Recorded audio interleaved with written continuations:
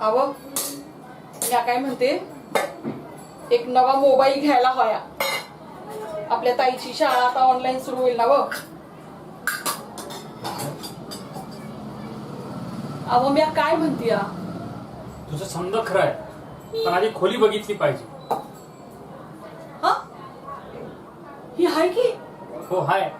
कालच चेअरमन साहेबांनी सांगितलं खोली खाली कर. तो हॉस्पिटलमध्ये काम करते ना, ती बी कोविडच्या. तेव्हा सोसायटीतले लोक म्हणले जरा सावधगिरी म्हणून तू खोली खाली कर बाबा, उगं निमित्त नको. अहो पण आपण जायचं कुठं? तेच म्हणालो मी साहेबांनी.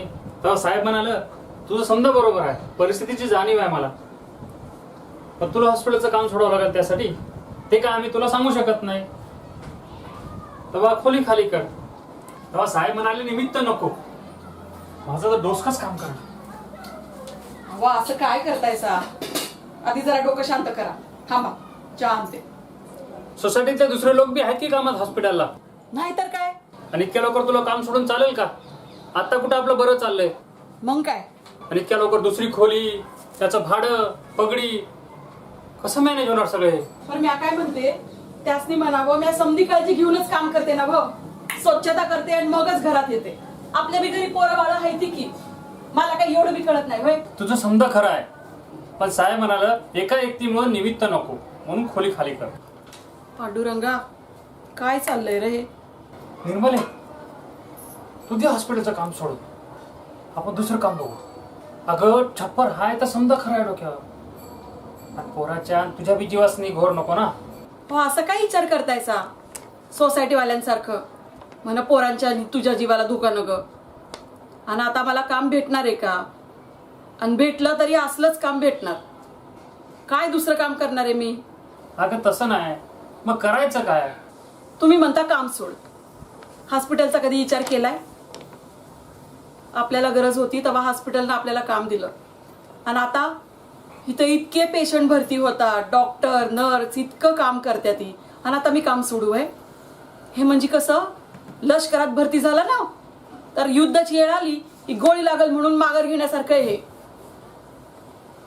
मी काय बी करल, पण मी हॉस्पिटलचं काम नाही सोडणार. तू म्हणतेस ते पटते मला, पण सोसायटीचे लोक. सोसायटीचा विचार त्यांच्या परीने बराबरच आहे. हा अव एकामुळं इतक्या लोकांचा जीव टांगलेला. म्याच जर इथं नाही राहिले तर सोसायटीला काय अडचण? अगं मग कुठं जाणार तू?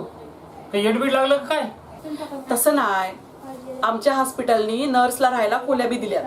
डॉक्टर नर्स इथंच राहतात, आणि डॉक्टरांनी आम्हाला बी सांगून ठेवलंय कोरोना काळात कुणाला बी गरज लागली तर तुम्ही इथं राहू शकता. म्हणजे म्या राहते हॉस्पिटलात, तुम्ही या लेकर राहावं इथंच. मग तर त्या सोसायटीला काय अडचण नाही ना. आणि आता घरापेक्षा येळ महत्वाची. समद्यांनी असा विचार केला तर पेशंटनी जायचं कुठं? अशा वक्ताला कामाला येणं हीच खरी सेवा. मी राहते हॉस्पिटलात, तुम्ही येत जावा. अजून पोरांची बी विचारपूस होईल.